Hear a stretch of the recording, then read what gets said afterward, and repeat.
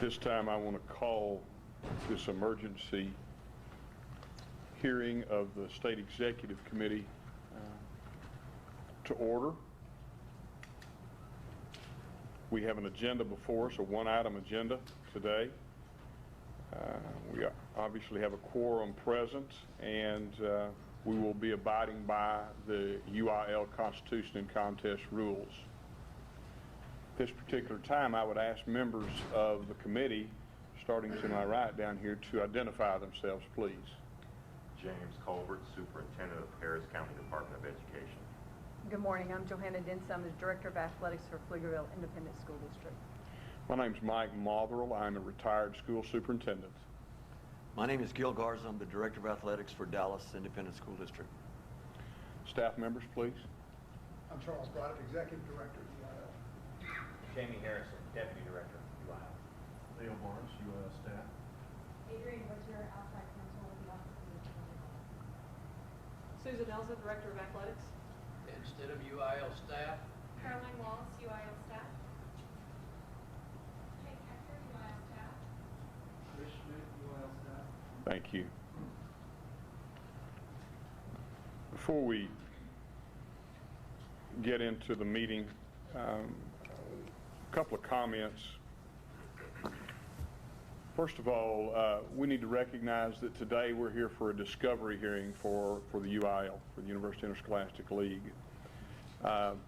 We want to know what's going on in this very serious situation, and any decisions that come will more than likely come at a subsequent meeting. We have some meetings already scheduled, one for September 23rd, possibly after that. But we're here to look at the investigation and what is taking place. You know, it's both appropriate and necessary that today we begin to hear the facts and learn where Northside ISD is in their investigation of this very disturbing incident. With that having been said, I'm going to ask Dr. Charles Brydup, our Executive Director, to make some comments. Thank you, Mr. Chair, and to the members of the committee, thank you for coming on such short notice. We do believe that this is important for us to begin the discovery and to hear from the folks from Northside ISD. I want to thank the superintendent and the athletic director for the work that they've already done. They were prompt in their response. They began working on this Friday night, as did our staff immediately. We've had 6 full-time administrators working on this case alongside Stan Lane on Northside, and they have been very prompt in their responses to us, and I commend them for that. And I know they'll be precise with you today with all the discovery that they've made. They had their announcement yesterday, and then we had scheduled this meeting for today, and I think it's important. It's important because we need to go on record to note that we have not ever, we cannot ever, and we will not ever tolerate the abuse of any person, particularly our sports officials. Our rules are set up to protect our officials, and we've done that historically through this process. The physical abuse of officials has not been tolerated, nor has the verbal abuse. There's no place for it in our game. Last Friday night, we had over 600 high school football games played in Texas.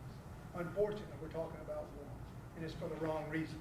And for that, it has brought bad light on what we consider one of the finest things in this country is high school football, because it embraces so much of our society, so many factors that make high school football popular because of what we do on Friday night, the educational experience, the opportunity for many students to be involved in that game, not just those that are on the field.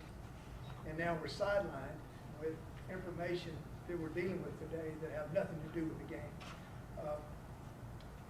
As I look at it, we have more high school football players than any other state.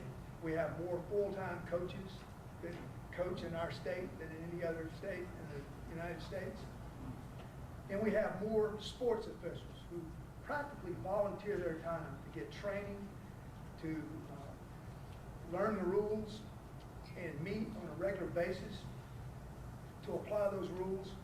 And we have had one that has unfairly been attacked, and that has to be dealt with severely.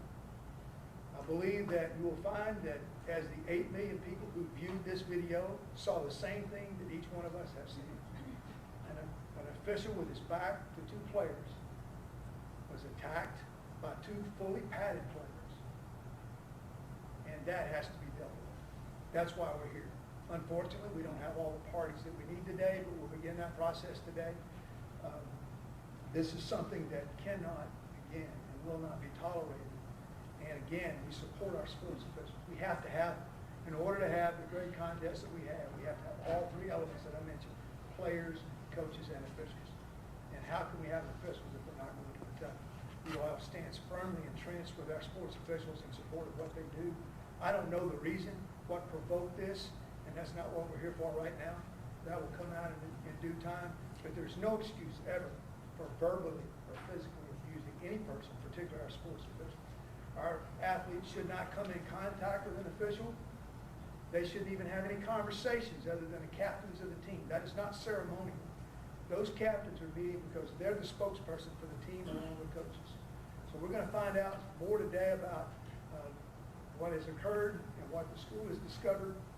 But I just want you to know our staff is committed to continuing to look beyond what we've already heard and to find out on our own, on our independent investigation. We talked with law enforcement officers, we talked with folks from the opposing school and in other games to see if we can find out the root of the problem.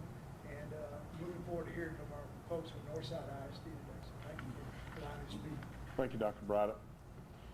At this time, I'm going to ask those who will be involved as a person speaking today to stand and be sworn in, please.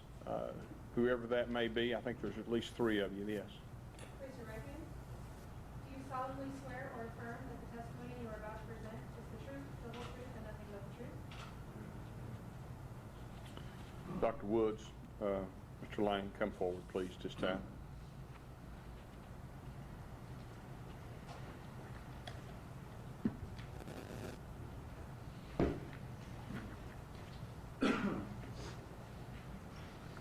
We would ask you to identify yourselves, please. Brian Woods, Superintendent, Northside ISD. Stan Lang, Executive Director of Northside Independent School District. Thank you. We need for you to make sure today that you speak up so that we can hear, here, please. Obviously, no one wants to be here today, but we are here. And first of all, let me say thank you for jumping on this thing. And you've taken some steps, and we want to hear about those steps today. We also want to hear a little bit about what your further investigations are going to be. And it's from that we will trust that you will continue to be diligent in your efforts, and that the appropriate response will be made by your district, and thus the appropriate response can be made by the University Interscholastic League. So at this time, Dr. Woods, we'll just ask you to kind of walk us through where you folks are, what you're doing, and what the future holds, please. Okay, good morning. Appreciate the opportunity to be here and speak with you this morning. I think that our athletic director and I spoke the first time about this issue around 11 o'clock Friday night. And he and I and staff have spoken all through the weekend as our investigation got kicked off, and certainly have been in constant contact in an effort to try to make sure we have all of the bases of this situation covered. So if I can, I'd like to say that, as I said yesterday, and I think it's an important thing to say, that this event is shameful to us. We do not believe that the actions of these young men reflect the students who are in our schools or certainly in our athletic program, and we will work as hard as we can, as long as we need to ensure that this particular situation is dealt with, and that we use this as a teachable moment for all of our coaches and all of our athletes in all of the sports that we participate There are, as has been widely reported, more than one aspect potentially to the situation. And I'll start with the students involved. And everyone has seen the video that's been so widely viewed, and so there's no reason, I think, to walk through that. Those two individuals have been suspended from the football team at Jay High School. They have been suspended from the school pending a disciplinary hearing. At this point, we will treat the incident where those two young men attacked the umpire on the field as an assault on a school official. There will be a disciplinary hearing where, as you are certainly aware, there's a range of consequences that could be applied to those young men. The other aspects of the story are really alleged and still under investigation. There is a young man that alleges that one of his assistant coaches, one of our assistant coaches at Jay, suggested to him that that particular official should be retaliated against. There are various versions of that story that still need further investigation. That assistant coach has been put on administrative leave from the school district pending our investigation into that aspect of the story. Unfortunately, and again, as has been widely reported, there are also allegations from student athletes that an official in this crew directed racial slurs at them, particularly during the game. That has been widely reported. We have collected some student statements along those lines, and that piece of our investigation continues as well. Certainly, whatever we receive on that, we will turn over to the Officials Association for their own investigation into that aspect of it. But within the purview that we control, the students involved and perhaps the coach that's involved, we feel like we are utilizing the policy that has long existed in our district to investigate that. We feel like we have the resources to investigate that well, and will make good decisions and give those folks due process, and yet, if appropriate, issue consequences as necessary. Let me respond, first of all, by saying, again, thank you on the two kids' suspensions. Vital, necessary, obvious.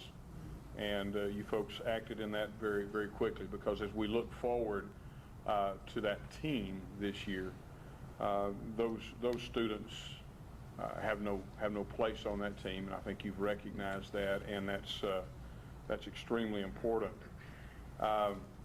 Also, the fact that the coach involved is on administrative leave, a good move, and it allows you the opportunity then to move forward with your investigation. Let me ask one question of you that has to do with that night's football game, because the understanding that we have, and I trust that as you're moving forward, this is a large aspect of what you're looking at. There were some suspensions that occurred even prior to the two kiddos. Is that an accurate statement? Yes, sir. That is an accurate statement. And that has to be when you look at cultures of teams and all, that has to be a very important piece of your discussion. Agreed. And that's a discussion that started Saturday morning with that coaching staff. Now, Coach Lang has met with that coaching staff. The principal at the school certainly has. He and I will be meeting, and that is a part of our conversation. We will be interviewing every coach in that on that staff to ensure that institutional control is not an issue. Mr. Lang, what would you say to us today? That the investigation continues. I think, as I mentioned yesterday in the statements that we released to you all, there's 3 layers right now, and there's probably going to be some more layers to come as we get into this. But at this point, there's no question on the student actions that we've all seen. What becomes a little bit more, we have to be more detailed oriented and making sure we do a very thorough investigation is the other two alleged layers. The alleged comment by the assistant coach, and then the alleged comments that were the racial comments that were allegedly said. In that regard, I think on our end, we're moving forward. As you all can tell, with this, what we can control with the students. We have a human resources department that's working through as far as on the employee. We will be working with, and I've been in contact with the Officials Association to just kind of give them a heads up. And we're going to cooperate with them and share with them once we complete our investigation on that third layer. Share with them, and we have all the confidence that they will do their due diligence in investigating what the accusations are. Mr. Colbert. I'd just like to piggyback off of a comment that you had earlier about the culture of the program. Reading some of the feedback that I've gotten, I think a lot of attention has been put on the incident with the referee, but apparently there were a lot of issues prior to that incident that is certainly questionable, the conduct of our student athletes during that game. I would ask that while you continue to investigate, that you spend a significant amount of time not only interrogating the coaches, but articulating the expectations for what our student athletes should act like when they're on the field. The language that was used, the foul play that was observed by many other people, I think needs to be addressed. And it's not just an issue of whether it happened or not, but it needs to be an expectation that I think comes down from the superintendent's office through the athletic director's office, especially to the head coach, because the kids are a reflection of his leadership. Absolutely, and couldn't agree more. I think those that know our school district, we have 10 football teams in our school district, and it's very clear what our expectations are. If those that do not know us and can go to our athletic website, we're very clear in what our purpose is, and we don't give lip service to it. And there's lots of information there, what is communicated on a daily basis.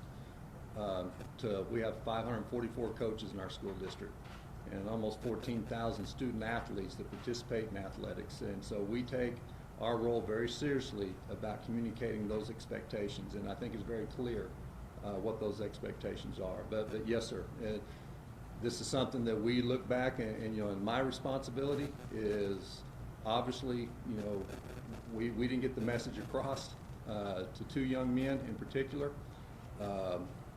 Allegedly, maybe we didn't get the message across to one of our 544 coaches, and we're going to take that responsibility to make sure that we're going to reemphasize what our expectations are. I think it will be important for this committee to hear at a subsequent meeting, as we further discuss this issue, specifically what it is you're going to do to make sure that that occurs, what you've just mentioned, and how you're going to handle further education and setting great standards for your kiddos and for your coaches. So that'll be something that we'll want to listen to. Other questions or comments this time? Yes, Ms. Denson. I agree with that. I'd like to see something from the district that tells us how you're going to re-educate the coaches or those expectations, and the real emphasis on the leadership piece, because we all know the leadership trickles down. And so I'd really like to see that in the subsequent meeting. Mr. Carson. I read the reports that we have before us from your all's district and from the Officials Association, and also from Marble Falls, and I read where in this ball game there were multiple ejections. There was punches thrown throughout parts of the game. There was trash talking and gestures to bring attention to oneself and not the team. Unsportsmanlike penalties, arguing with officials, including coaches, late hits, players complaining over and over throughout the game, what many would call an assault on an official, clench fists as you cross the lines to shake hands. That seems to me like a time bomb waiting to happen, and it did happen. One thing that I know you know, Stan, is that football players are also kids. They're high school students. We deal with them all the time. And the one thing they have, or they should have, is adults leading them and teaching them and mentoring them and guiding them to do the right thing in all sorts of situations. And what I've read here, I didn't see that Friday night. I didn't see any leadership coming from the coaching staff, because those are the ones that our players should look up to. And I'm not making excuses for those players, but those players have somebody right in front of them that should guide them, and that's the coaches.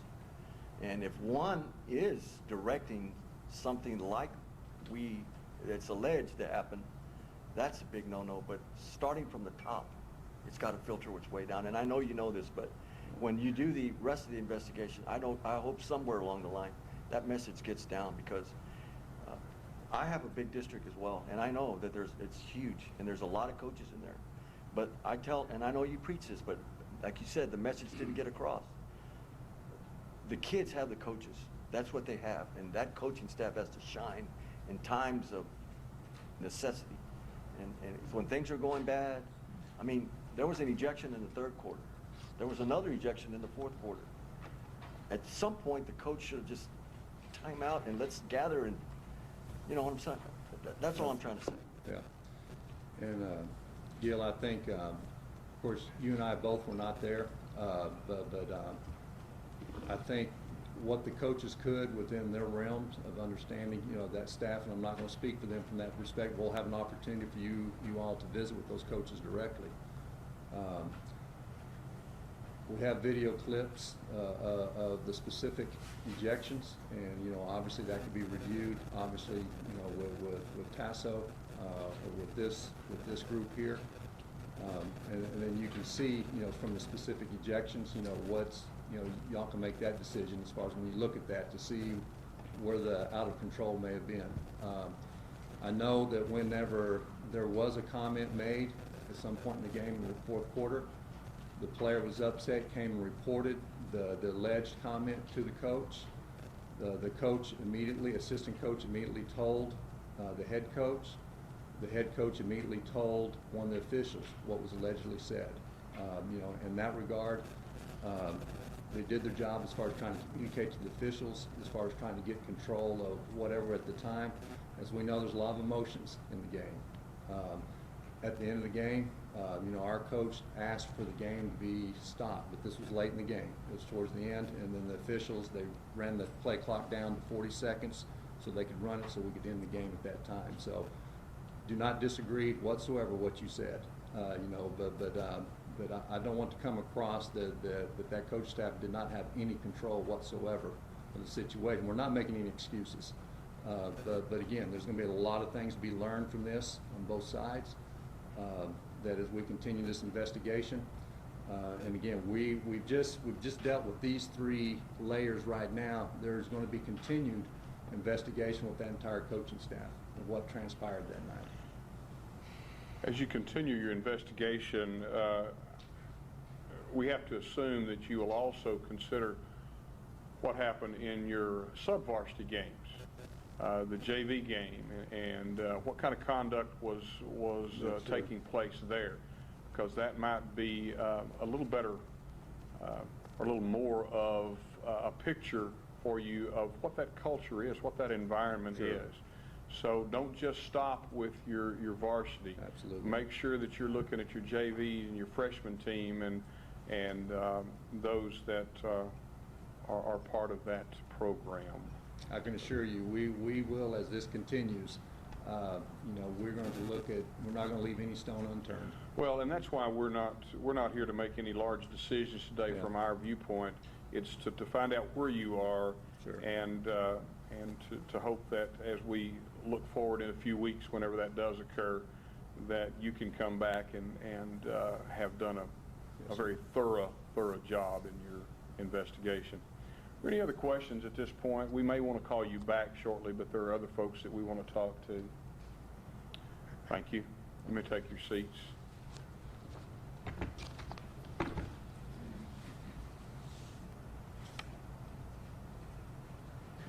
Mr. Fitch?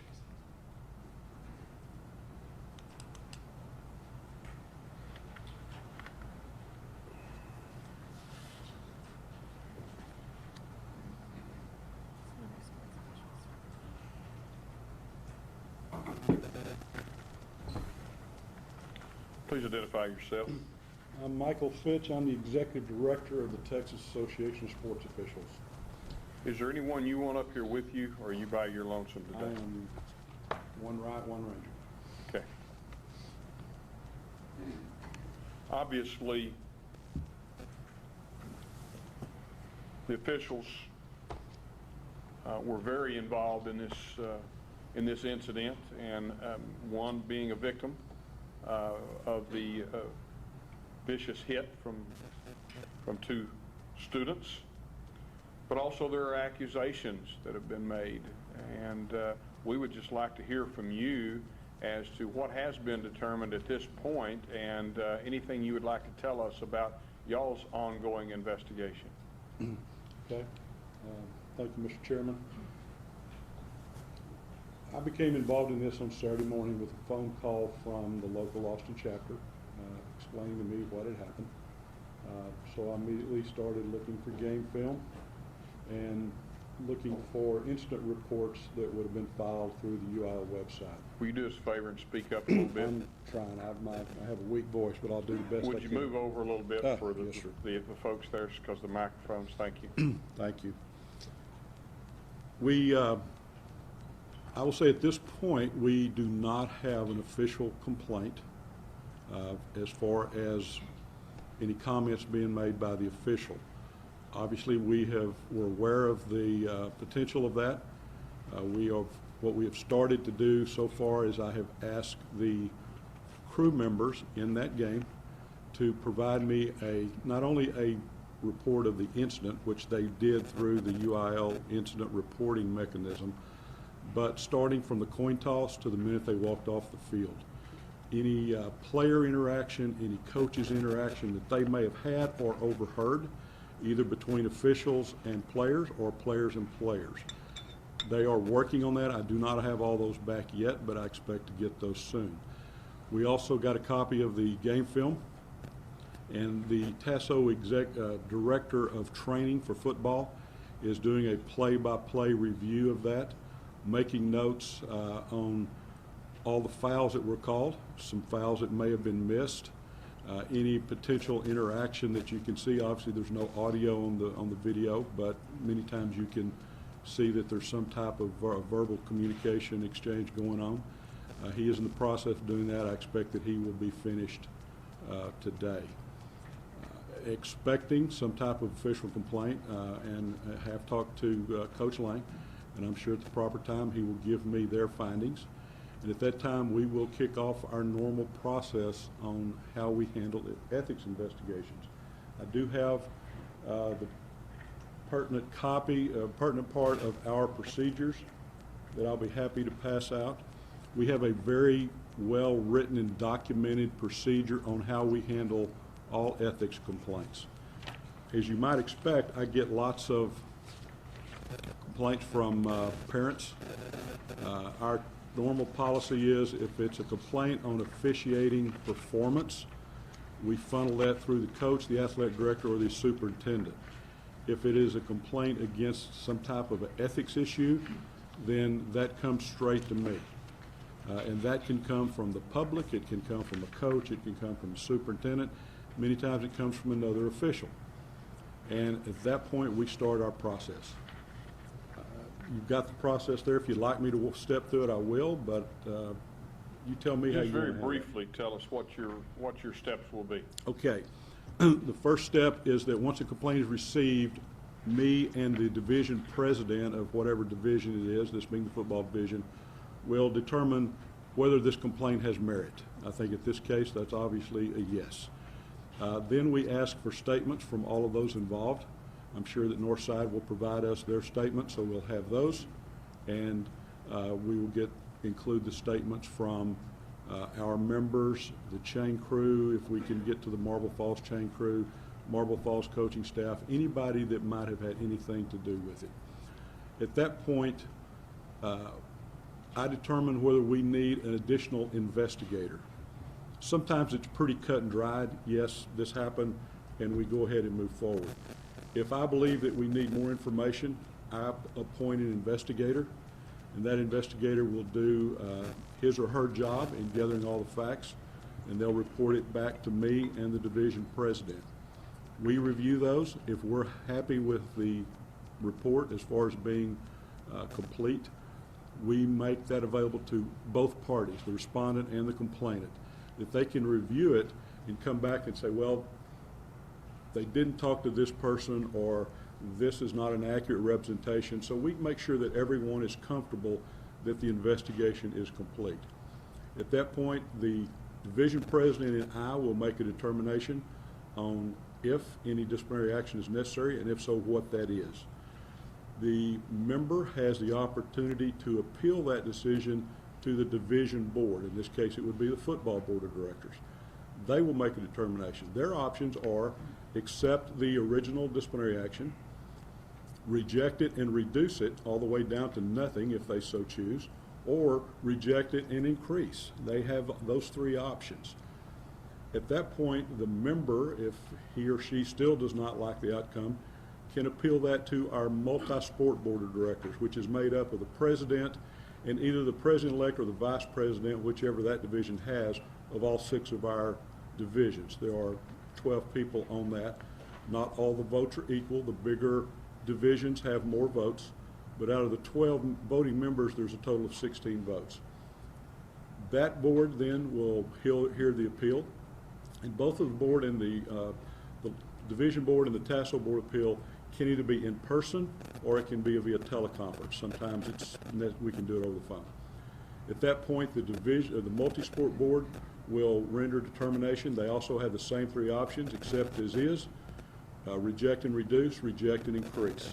And they, in effect, are our Supreme Court, much like the SEC is for the UIL. So their decision then becomes final. Okay. Comments or questions at this point? I do have a couple of questions. Are your officials assigned as a crew? Some chapters are and some aren't. We leave that up to the local chapters. In football, we have 23 local chapters across the state. Some of them, most of them probably work crews. Some of the smaller chapters really don't have enough members so we kind of leave that up to chapter. The Austin chapter, I believe, does work crews. So the group that worked this particular game was probably a crew, is what you're saying? It was a crew. I believe that one of the members was a fill-in and not a regular member of the crew. But they're familiar with each other? Yes, most likely they've done sub-varsity junior high games over the years. Okay, thank you. Was the fill-in the umpire or not? Yes, sir. Okay. So what is the normal protocol if there is a complaint to the official from a coach that there may be some racial slurs being delivered by an official? Because what I read is that the official said something to the fact, no, that doesn't happen. That kind of language doesn't happen here. We don't do stuff like that. And the game continued. But what is the normal protocol? I would think that at some point the official needs to talk to the official that's supposedly saying these things. So what is normal protocol? Well, and many times that would happen during a timeout or stoppage of play. Obviously, I wasn't there, so I don't know if that occurred. Many times, if you have a coach that says, they're holding or whatever, when you have a stoppage of play, timeout, after score, they'll get together and we'll tell one of our officiating partners, Coach thinks that number 23 is holding. Would you watch for it? That certainly could have been the interaction that happened there, but not being there, I just don't know. Well, Mr. Fitch, I'm certainly not saying that any racial slurs occurred, because I know that Mr. Woods can, argue the point, deny the accusations, and I wasn't there. I'm just asking what the normal protocol is, because if that is happening, as an ex-coach, it would really concern me if that kind of behavior was going on, and some words were being said to our players from an official that were not very polite, and that's why I was asking what the normal protocol would be, because that can really stir the pot a lot. I'm not making excuses for anybody. Sure. But And quite possibly that did happen, Coach. And like I said, we weren't there, I don't know. Haven't got the detailed statements from the other 4 officials involved. But obviously, now having knowledge of that, which I did not previously have, that will be a direct question that we ask. Thank you. Mr. Colbert? I would be curious to know why the officials didn't try to get control over the game earlier. Apparently, the game was pretty much out of control with the behavior of some of the players, and I would just be curious to know if the officials ever made an attempt to speak to the coaches to try to settle the game down and keep it back under control. Again, not being there, I have no direct knowledge, but I will tell you that it's normal protocol that yes, we will speak to the players and we will speak to the coaches. We do need the coaches' help in controlling players. We can only control the 22 that are on the field at the same time. But it is normal procedure that if we're having a problem with number whatever, that we either speak to the captain or we get communication to the sideline saying, you might want to look at number whatever, he's getting a little out of control. You might want to pull him out a play or two and talk to him. Well, and I say that just because of a number of the things that we're reading describes a game that was pretty loose for the entire game. And you're correct. I've seen officials a number of times get both coaches and speak to them and try to get control over the game. So I would just say that while you're conducting your investigation and you're finishing that, I think we need to look for that also. We certainly will. And I was a football official for 40 years, and I've been involved in similar games like this. And we do our best to get control, but there is only so much we can do till you get to the point where you just start whatever you have to do. But we do need coaches' help on that. That's not just totally our job. Dr. Broderick? Mike, I know we had a lot of conversations last time mechanics, and I've said in a lot of your meetings, you don't discuss mechanics. Mhm. There had been discussion many years ago about moving the umpire, like the NFL does, back parallel with the referee. I know that many claim that that gives an advantage to the defense then because you can't catch holding as well. But now that this has happened, is there any discussion perhaps of modifying mechanics to move the umpire? So because he's the only one with his back to you. That is true, and we've had lots of comments and questions about his safety. And that being the position that I worked for 40 years, I'm very sensitive to that. I have picked myself up off the turf many, many times. We've discussed that in the past. You know, the NCAA has not made that move, just the NFL. Of course, the NCAA is responding is by adding an 8th official. I wish we had that luxury. You know, we have trouble getting 5 out on Friday nights. So I'm sure every year in January we send out a survey to all of our 5,500 football officials and say, do you have any suggestions that you would like to make to our mechanics? And each year we get anywhere from 50 to 150. That almost is always on there. The board of directors, well, first the football board mechanics committee discusses it. Then they bring it to the full board and we make decisions. The football board makes those final determinations, so if they say we're going to move the umpire back, we certainly will. In the past, there's not been a lot of support for that, but that could change. The reason I asked the question, I know this needs to come later, this is a different discussion for a different time, but oftentimes that umpire is the ambassador. He is the one that hears all the trash talking and stops it and says, hey, you want no more of that. There's a lot of discussion because he's in the center of all the action. And he's there unpiling the players after a tackle. There's just a lot of action for him. So I'm just saying that there needs probably be some discussion about it, at least for the sake, because how many umpires we have every year that are taken out because they get their knee blown out, or offenses use them as a screen. Yes. And they rub off. So just a matter of discussion. Those are very good points, Dr. Broderick. And we do encourage, and when we have our umpire breakouts at our state meeting and our regional clinics, you're right, the umpire is in the best position to help control the game. We encourage them to be talkative of every play. You know, plays over, get up, good tackle, number 83, whatever. You just kind of build that rapport. And many times, as we teach our umpires, just hearing their voice, knowing the players knowing that they're there, may stop some things that could have otherwise happened. So we encourage that communication in the middle of the field, and sometimes it's just idle communications. But it does try to build that rapport and let the players know that we're there and we're watching. But if they have a problem, they can come and talk to us in the proper way. Can't come and yell and scream at us, but if they come up and say, you know, that number 63, he's holding me every play. Thank you, sir. We will watch it. Like it is possible too that an official in that same position could exacerbate the problem through frustration. He says something that he really didn't mean, or he said something he didn't mean, that the players then have some question. It doesn't justify what happened here, but you have to admit that's possible. It's certainly possible, and a lot of times, you know, communication is a two-way street, so how a comment is intended is not often how it is received. So absolutely, that is a possibility. We've heard from you that you do have a good process in place. Our encouragement to you is ramp that thing up, and let's make sure we do a great investigation on this situation and make sure we get to the bottom of it.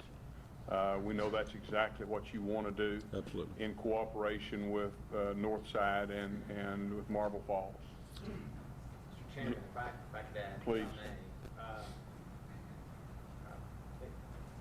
As you guys know, this committee has very little authority over sports officials. That original jurisdiction will lie with the Texas Association of Sports Officials, but it is an important part of all of this very complex conversation. So that said, you'll need all of the information you can get moving forward, making decisions.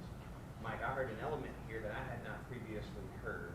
The umpire who is in the now famous video, was a fill-in for this crew? Yes, sir. I just found that out last night. So for your investigation, I assume you will not only be speaking with the officials who he was officiating with during this game, but whatever his normal crew is or normal crew has been. I have requested a copy of his schedule for this year and last year. Thank you. Anything else? Thanks, sir. Thank you. We have folks from Marble Falls ISD here. Do you folks want to speak to us? We're available to answer any questions you might have. Whether or not we have anything to shed light on this investigation is really Okay. I think we're good right now. So we would ask the folks from Northside to come back. Is there anyone else that was here for this purpose? We would ask folks from Northside to come back up.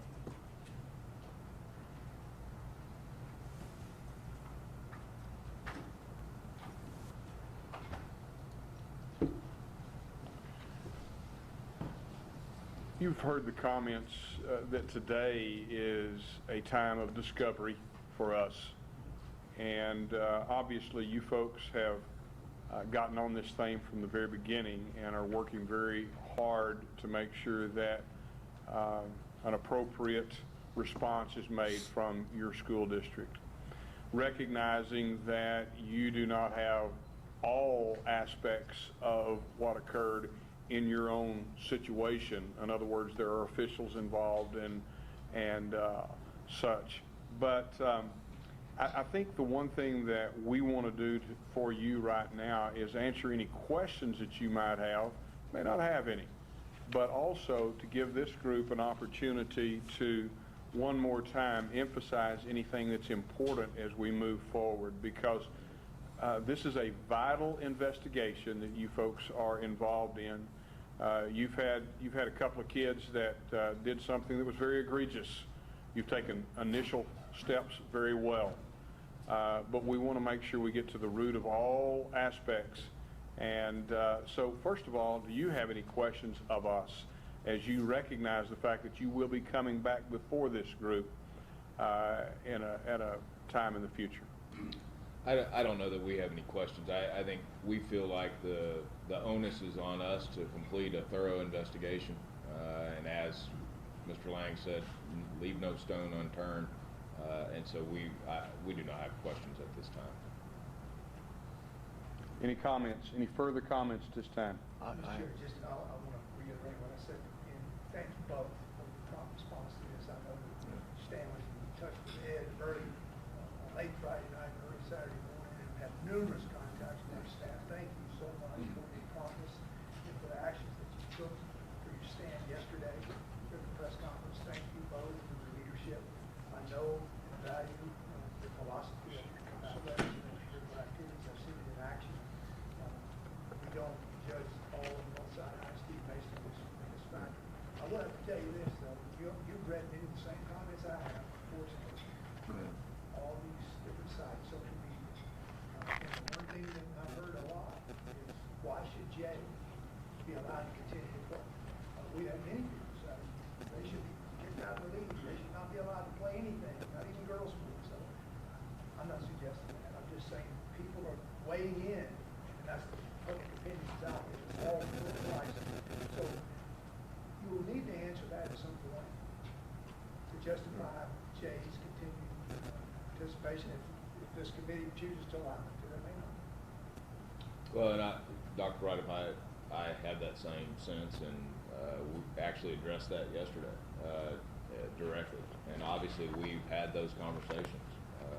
And given what we know today, we don't believe the actions of those two young men are representative of the rest of the student athletes on that football team, and certainly not representative of the general student body there at a really fine high school. And so we don't believe it would be in the best interest of the students at that school to make a decision like that at this time. That does not mean that we're not open to collecting additional data that may change our mind. But given what we know today, that would seem inappropriate and unreasonable to the rest of the students enrolled at that school. And as has already been stated, we will look forward to your final investigation and what you do come up with and what your determinations are. And we recognize that you will be diligent in that. Any other comments this time? Just one. Yes, ma'am. Mr. Garza. Go ahead, ladies first. Thank you. I know as a professional educator, and I've been one for quite some time and been in athletics for quite some time, I just would like to just reemphasize the point that our words are very powerful to our young people. And they're young and they're impressionable. So just to reemphasize that education piece of going back and visiting with our coaches and talking to them, not just about expectations, but reminding them about the words being so powerful. Our support groups that come in, I say support being the officials that come in and work with our young people during athletics or during a game, their words are very powerful also. So just to reemphasize that to both groups, our coaches, as educators, and also our sports officials, is that those young people, they ingrain those words, those powerful words. And how they interpret those in their young minds, we don't have control over that sometimes. Right. So please, take that education piece back. I would appreciate that. Mr. Garza? Just to kind of sum up and clarify, these two students are suspended from any further action or any playing until the disciplinary hearing. Correct. And any timeline on that? No, we don't have a timeline on that, but sooner than later. We typically like to hold those hearings as quickly as possible to the incident that begins the process, but I don't have a definitive date for the hearing. Okay. Also, I think the alleged comment by the coach really needs to be investigated.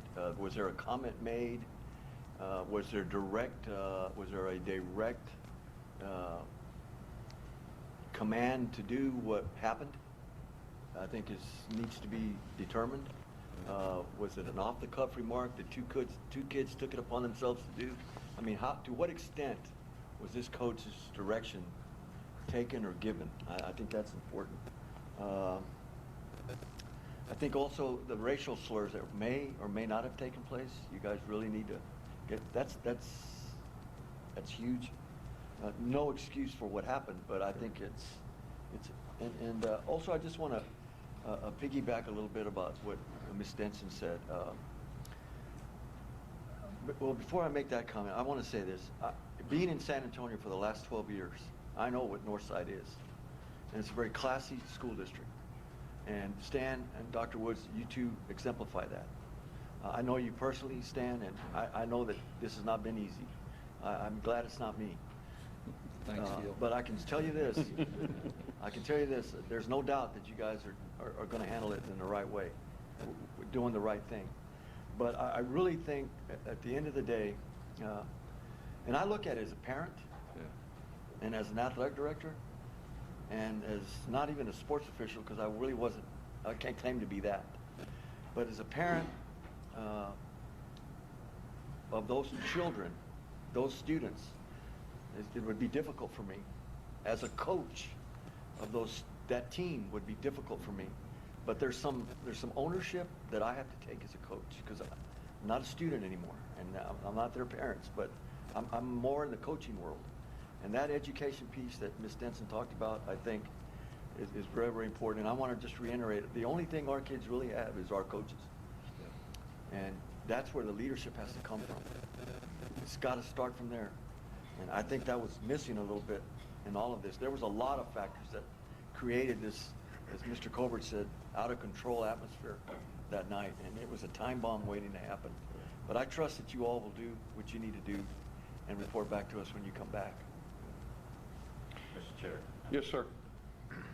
I just really want to take an opportunity as y'all conclude your investigation to articulate really the spirit of this committee in UIL. I've sat on this committee for several years, and certainly some of the worst cases that we ever hear always involve violence and absolute inappropriate behavior. It is critical that not only that these two young men understand, but all the students in your school district and your athletic program understand that there will be zero tolerance for any form of violence. It is critical that our adults, the coaches, their primary responsibility is to cultivate and create productive citizens to our society. It's more than sports. And they need to model that, articulate that, and expect it.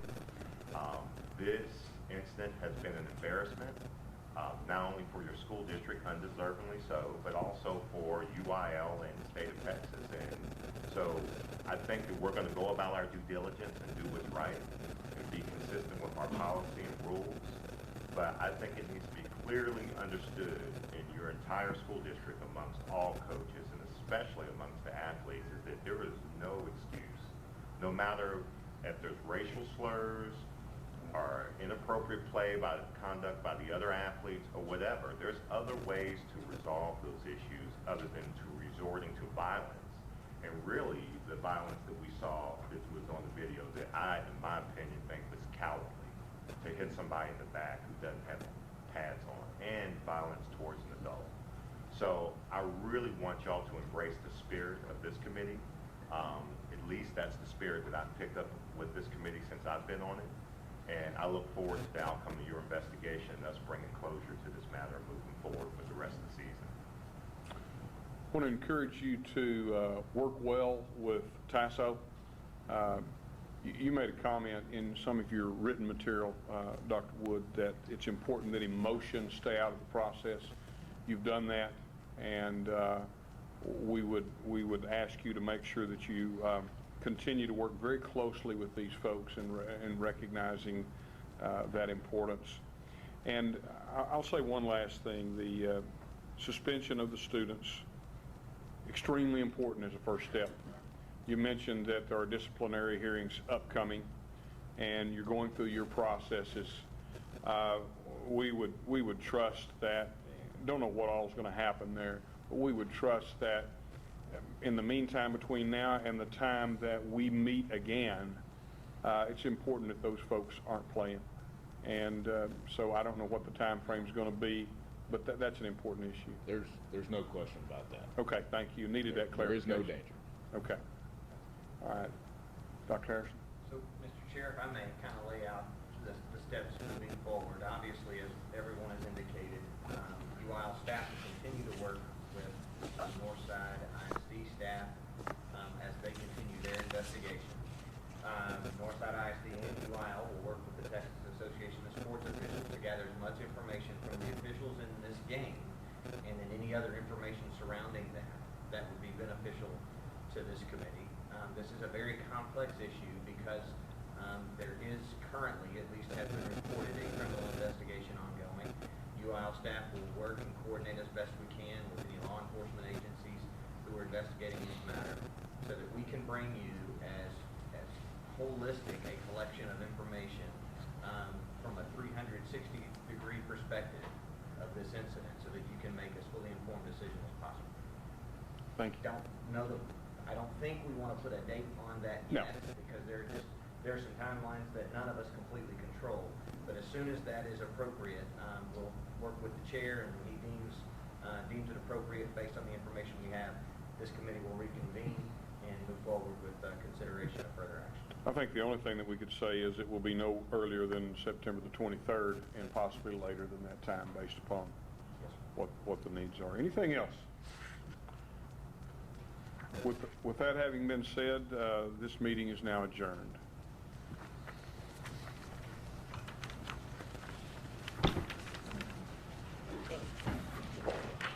Well done. Well done. Well done.